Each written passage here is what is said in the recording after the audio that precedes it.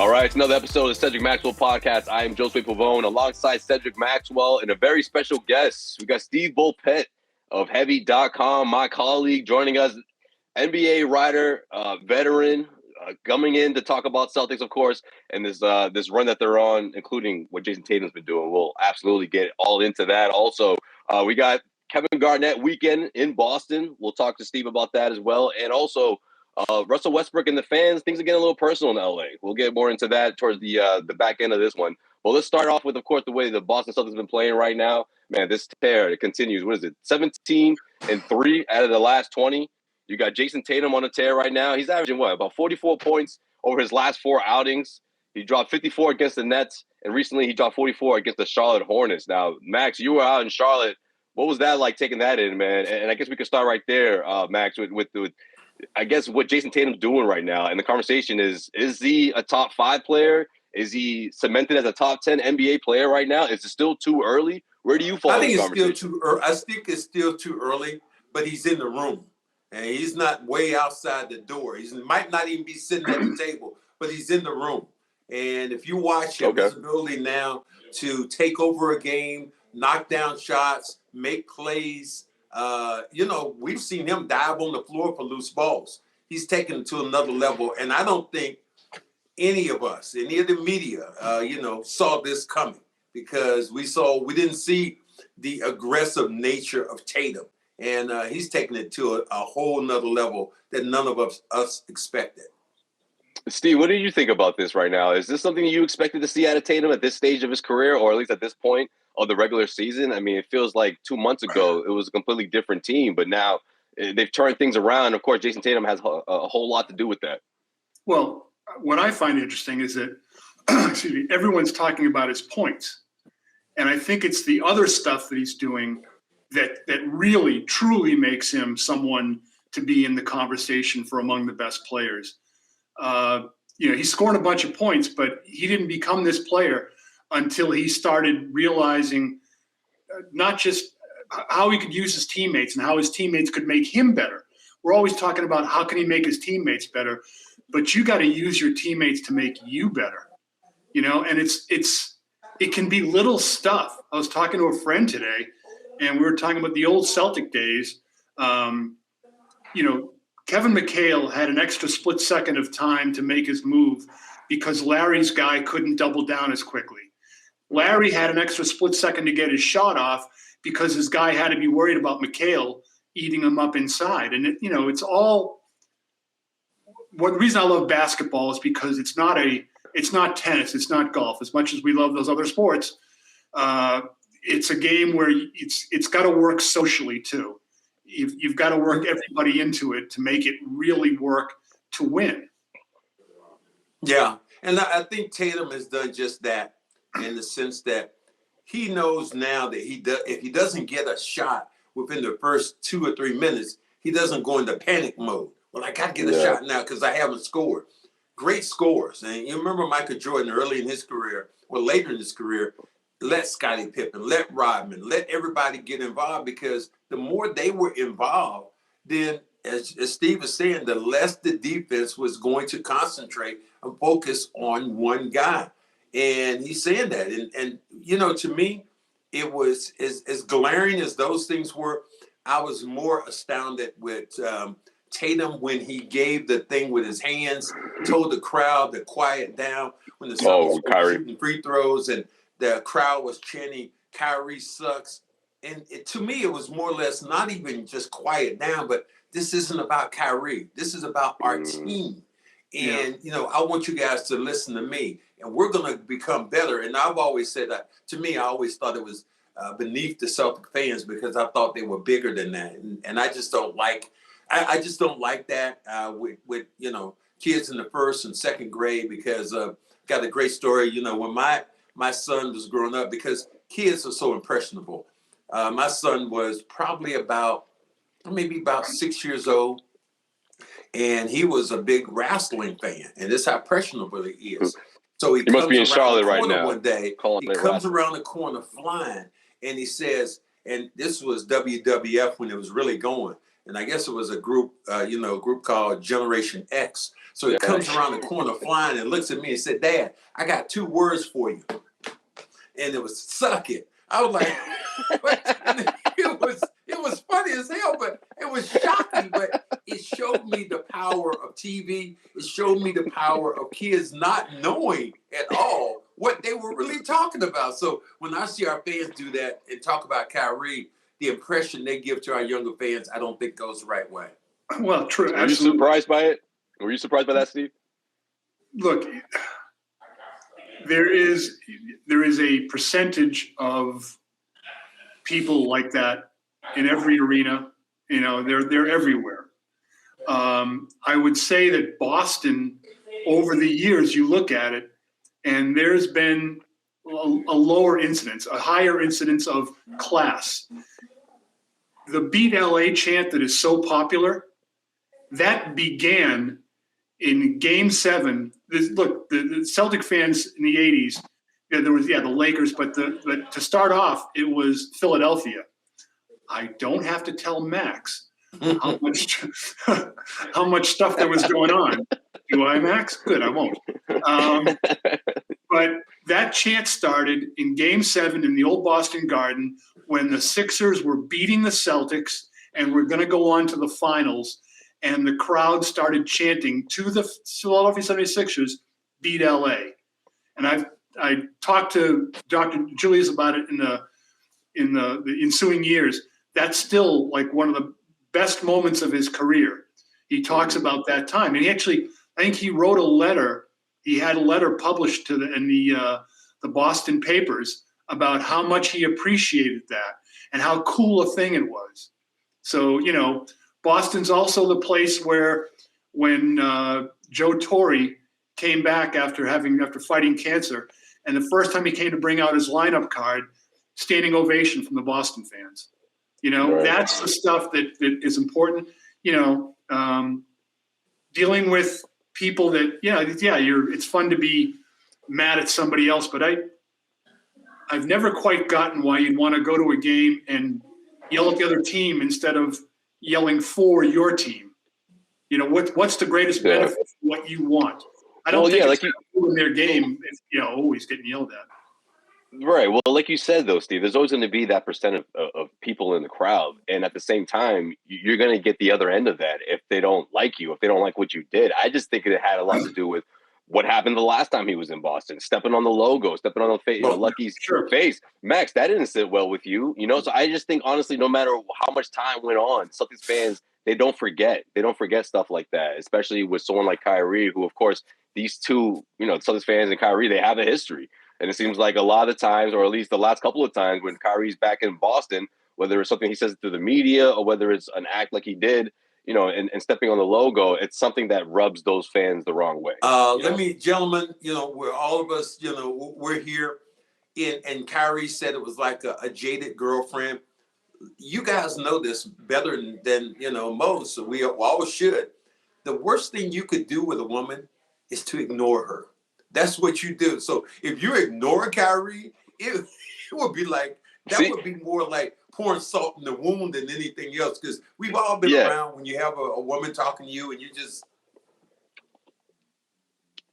sit there and she just get madder and madder. And I think that's essentially what Kyrie would have done if you don't acknowledge him. He's like that brat that's making all that noise in your school, and then people just ignore him. It's like, well, I guess I'm not getting to anybody, so I guess I'll just be quiet. Well, that's funny you say that, Max, because I looked at it as he sounds like the scorned girlfriend, like the one that won't let it go. He's the one that sounds like that. I thought he had it the other way around, whereas if he just lets it go, the fans will move on too. But when you start calling them scorned girlfriend, what do you think's going to happen next time he comes to Boston? Sorry, Steve, to cut you off. No, it's funny because obviously I was at the game and I tweeted in the first half that the crowd is booing Kyrie. They might every time he touches the ball. And they might want to rethink their strategy because they boo him and he gives it to Kevin Durant. And that's worse for the Celtics. That really is. That's true. That really is true. But they should be yelling, shoot. Yeah. And as great a player as he is, he's not. I think going forward, I think you were talking right now about crowds. And the whole thing with Westbrook right now, or Westbrick, or however we want to say it, to me, is one of those things that, I'm a little confused by, because my broadcast partner, Sean Grandy, said something when Westbrook said, I'm tired of people insulting my name and saying all these things about me. And I have a family history, and I'm so proud of my name and my kids. But at the same time, how many times have we seen Westbrook do an interview with a reporter and shame the reporter? What you talking about, man? Man, get away from me. I don't want to talk to you. And I'm not doing this for you. And you are maybe that, to me, you can't have it both ways. You can't yell it. You can't say, well, I don't want people to shame my kids, when in fact you have shamed a bunch of people as a player already yourself. So you can't have it both ways. I just wonder, if a guy, let's bring it down to basketball terms, if a guy has a real problem like that with, being yelled at by the fans, what's he going to be like if it's Game 7 of the NBA Finals? Clean up on aisle 5. Well, look, here's the crazy thing about it. Certain guys have been there already, like a Kyrie Irving. He's taken one of the biggest shots in the last 10 years against, somebody like Golden State. But if you think about Westbrook, the way he is as a player, and so many things have gone against him, and you got to fault LeBron and that whole system. I mean, as much, Josue, as much as I love to troll James Worthy, I almost feel bad now watching James Worthy after a post game, and they ask him, so his head was on the desk. He's like, I don't know what to say. He said, I thought we would hit our lowest point, but when we lost to Houston, oh my God, it even went lower. But it is almost comical looking what's happening right now in LA with all the guys, a team that was dead on in the beginning of the year, supposed to win the championship. And I don't even think they're going to make the playoffs or play in. There's an old blues song, when you think you've hit bottom, oh no, there's a bottom below. There's a bottom below, right. And that's exactly what we're seeing happening with the Lakers right now. And all this thing with Westbrook is not obviously helping their situation. But one thing I have to point out about Westbrook is that, yes, fans have crossed the line. Sending death threats to his family members, anything like that is ridiculous. That's disgusting, honestly. But if you keep it basketball, I honestly don't see a big issue with the Westbrook thing. And look, Max, we talked about this before the show or a couple of days ago about the impact it has on his kids going to school. So I get that, I'm sure there'll be some teasing and people are making jokes, and that's tough for the kid to go through. But at the same time, I mean, I just feel like in the spirit of sport and spirit of competition, that just sort of comes with the territory, and it's difficult. It's hard for players. Obviously, look at someone like Ben Simmons. I mean, him not playing this year, this isn't injury related, right? Or not, at least its entirety. So, I mean, there's a lot that players have to deal with, but crossing the line, talking about a player's family, wife, that there's no place for that. The wife. Max, a question for you. This way, the wife cannot engage social media. That doesn't help either. Never win that contest. Yeah. These are cowards which are behind these buttons you can mash here. Fake names. You don't know who they are, and when you start going at them, all they do is get more vicious. And they're like the guy who's in a car that we've all seen before, who in Boston, who will blow their horn at you and bomb and do all this stuff. But if you ever got out the car, oh my God, they out. What is that dude doing? He's coming to attack me now. It's like they'll look at you like you're crazy. You're the crazy. You go people and you prod people, but at the end of the day, you don't want to put up where you have to. All you want to do is shut up. Here's a question for you, Max, basketball-wise, about Russell Westbrook. He put up numbers. Is Russell Westbrook, is he a winning basketball player? I would say not. And I'll go even further. Yeah, he hasn't really won anything. He's been, he's put up, unbelievable numbers. But it's just like, to me, about this season with LeBron. As much as people want to talk about what a great season he's had from a number standpoint, yes. But if you look at LeBron's body language, you look at his work ethic on the defensive end, you think yesterday in last night's game against Houston, LeBron James' man was out in the corner and LeBron was under the basket. Yeah. And we've also seen LeBron James turn the ball over. Yeah, he's been doing this for weeks too, Max.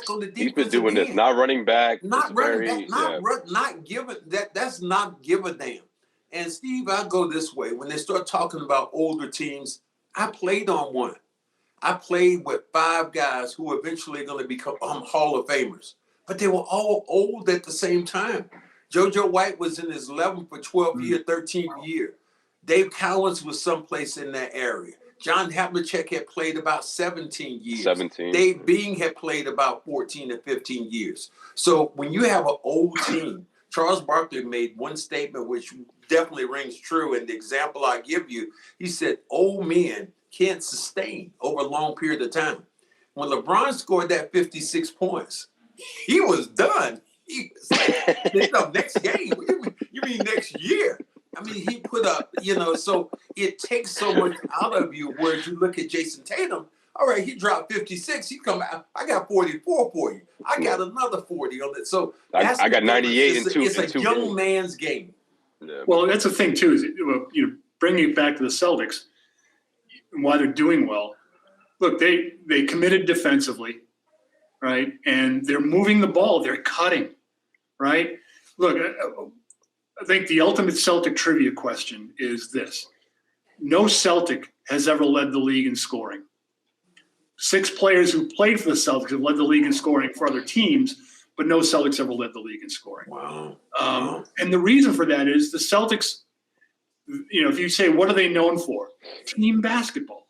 Okay, so even the Red Auerbach days with the fast break and all that, that's very important. And so as much as, as Jayson Tatum, these numbers are lighting up, there's a little bit of danger there too. It's great. He's doing it, and he's doing it in the flow. You've got to make sure that stays that way, I think. Look, if I'm running the Celtics, I would want the ball in Jayson Tatum's hands as much as possible, but just not the stuff we saw earlier, 25 dribbles up top. Dribble. It's not good for him. I want the ball in his hand. Give it up, pass, cut. Be setting picks for Jayson Tatum so that when he gets the ball, he can be a finisher.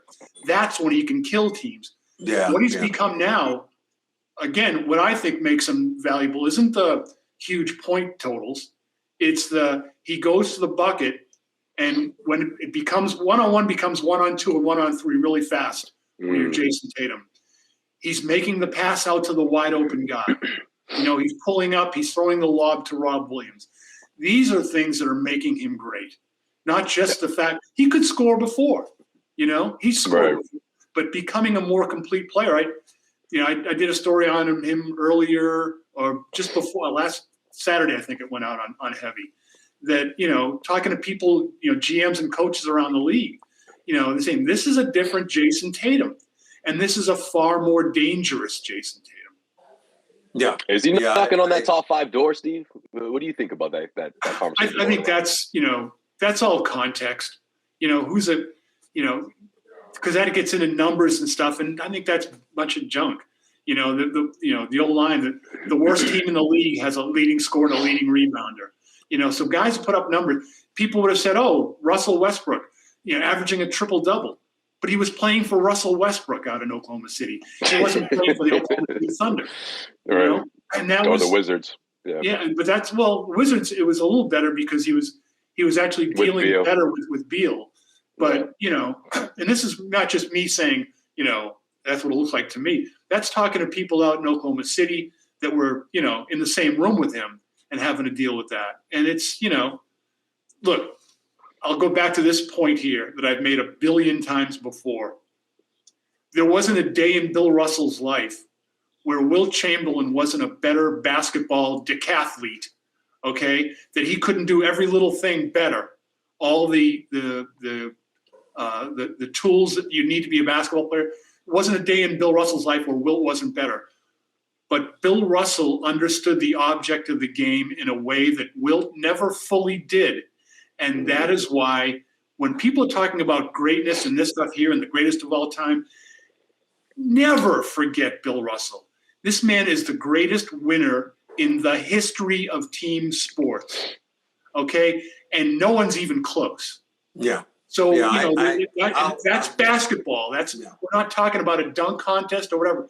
That's basketball, anyway. Yeah, I'll go a step further, where Steve is now and talk about the Celtics. And he talked about, I don't think there was a day in 1984 that we were physically better team than the Lakers were, with Magic and Kareem and Wirt. They were just faster. They were stronger. They were better athletes than we were. But at the end of the day, we knew how to play the game, and mentally we became so much more tougher. And because of that year, they became a better team because they learned after the ass whooping we put on them.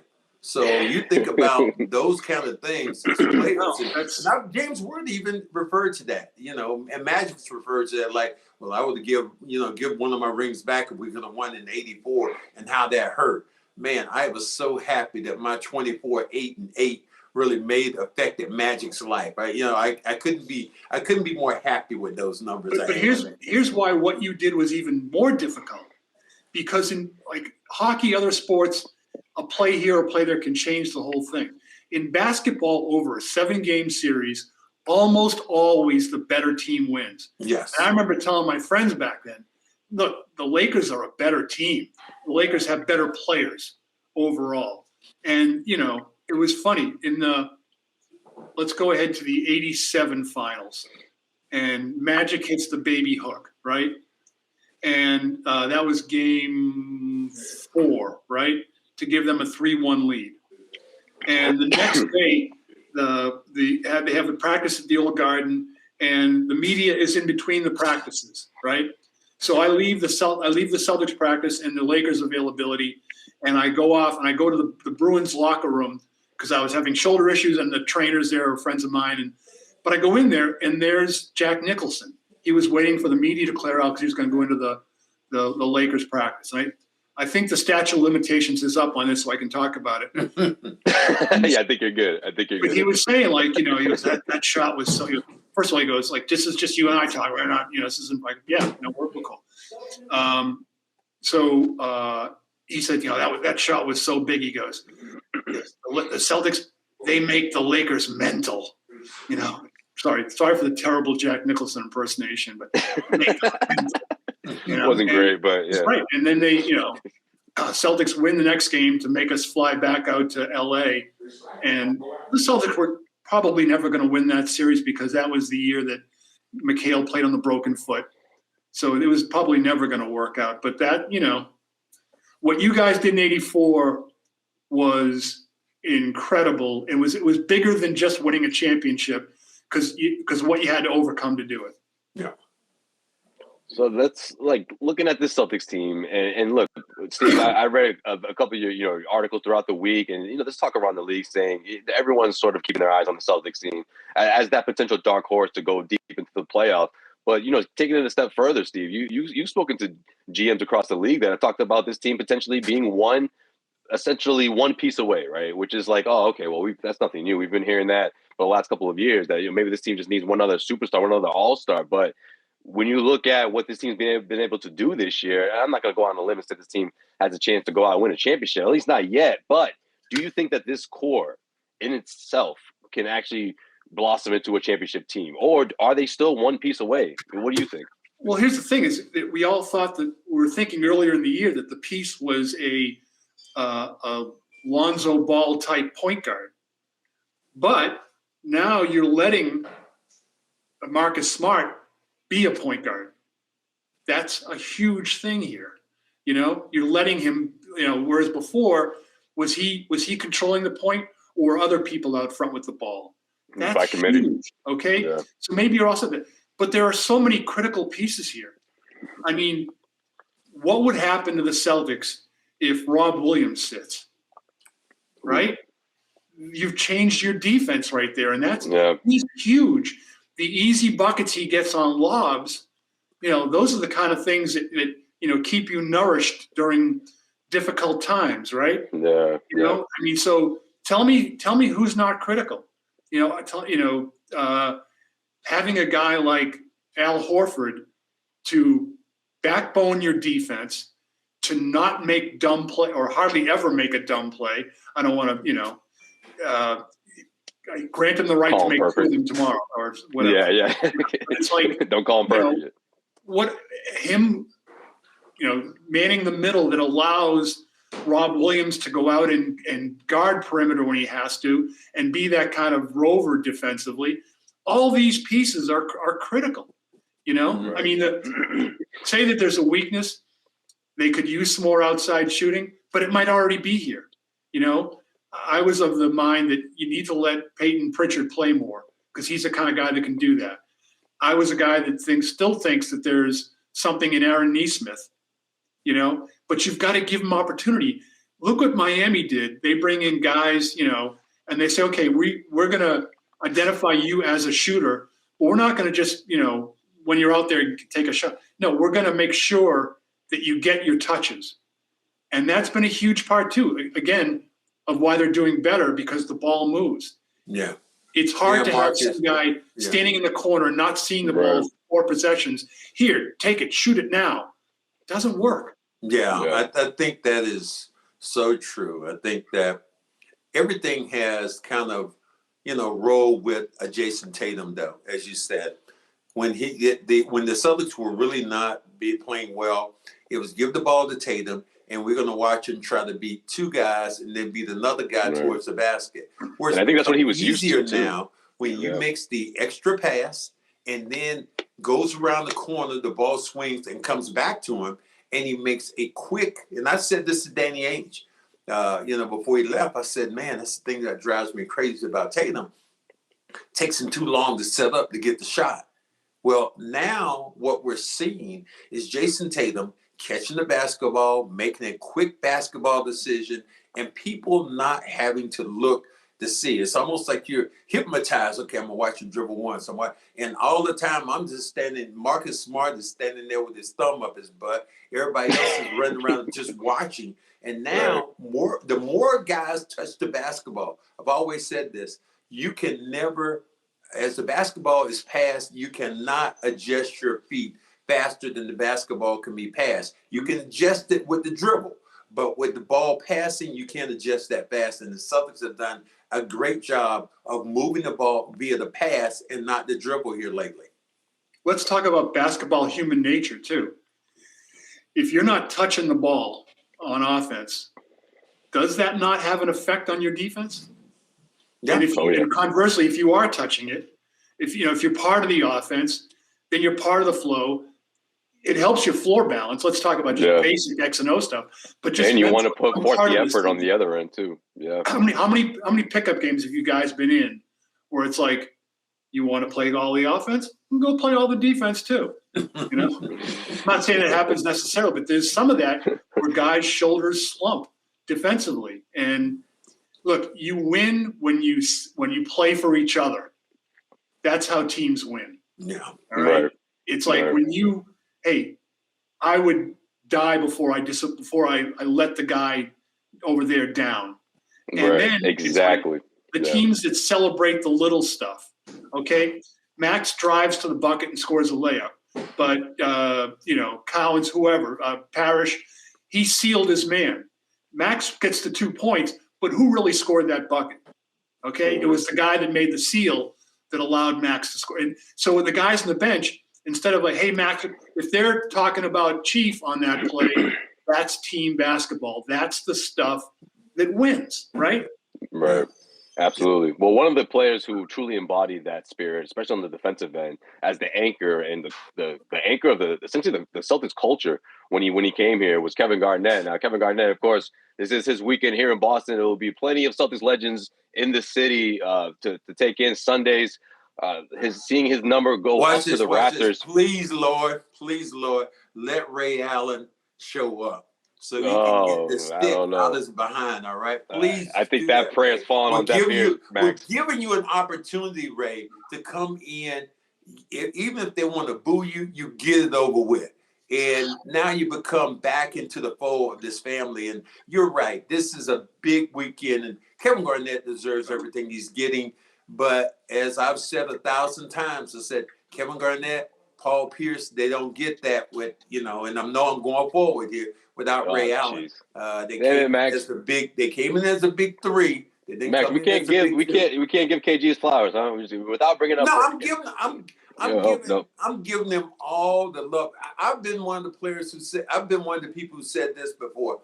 I said, in my opinion, Kevin Garnett is the best all-around player that's ever played with the Celtics, and that means both offensively and defensively. You pissed people off when you said that, Max. Weaknesses. I know people didn't like that. Will scream at me, "Oh, you're kicking that bird, you're kicking that rock." No, I'm not.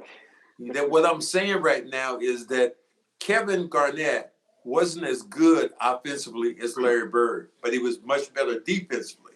He wasn't as good as Bill Russell defensively, but he was much better offensively. So in that standpoint, I'm just saying he was the best all-around Celtic maybe they ever put on the uniform. Okay, and I'm not arguing your point, but someone that would have to be in that discussion in terms of offense, defense, and things, I think would be a McHale. Because if you think about it, there was a time where he might have been the most automatic deuce inside, right? When it's up in the slippery eel and all that stuff, and he was going to get to the line or something like that.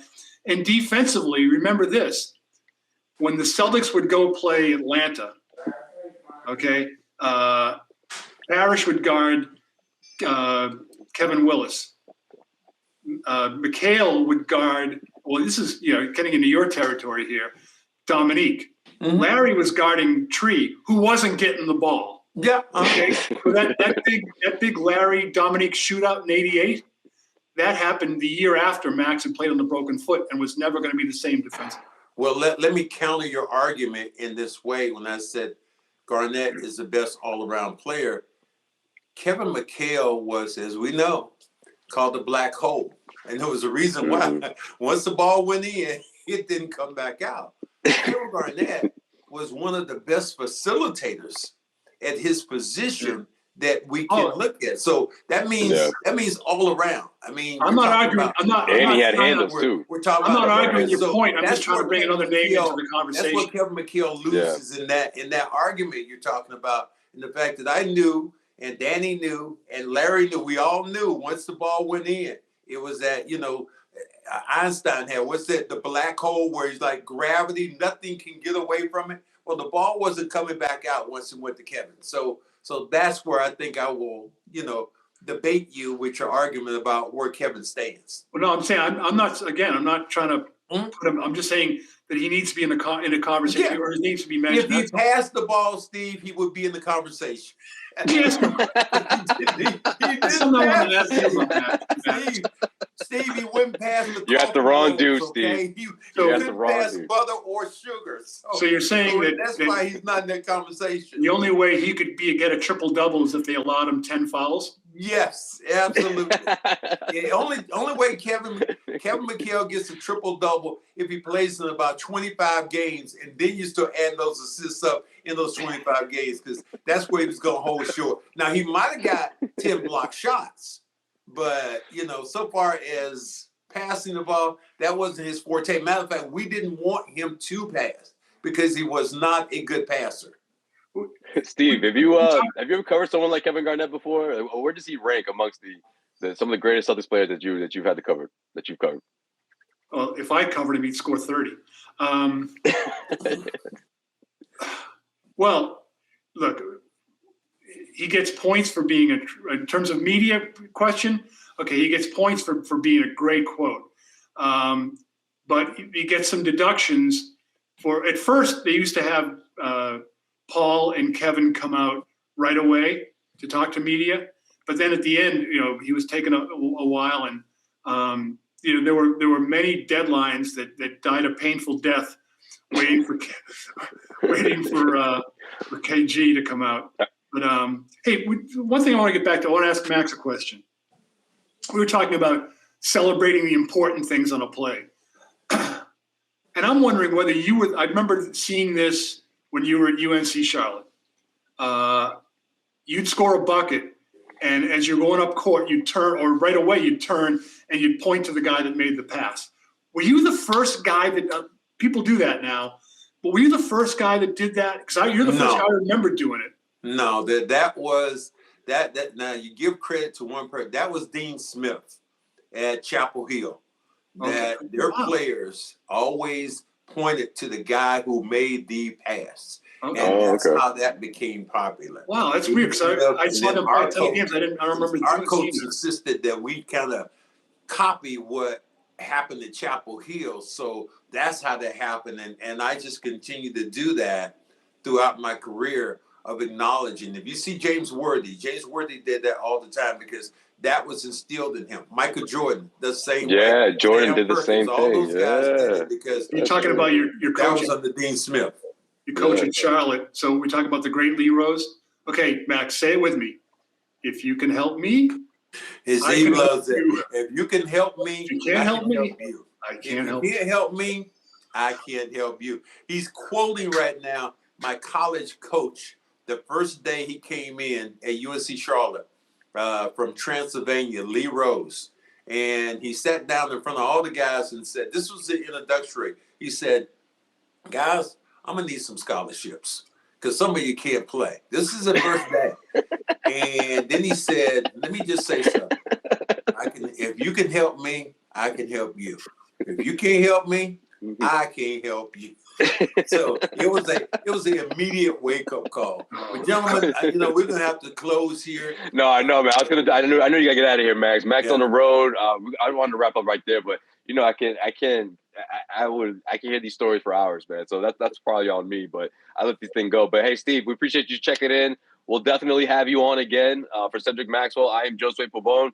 We'll be back next week with another episode of the Cedric Maxwell podcast. Until then, you already know, subscribe on iTunes, subscribe to CLNS Media on YouTube, and we'll see you guys next week.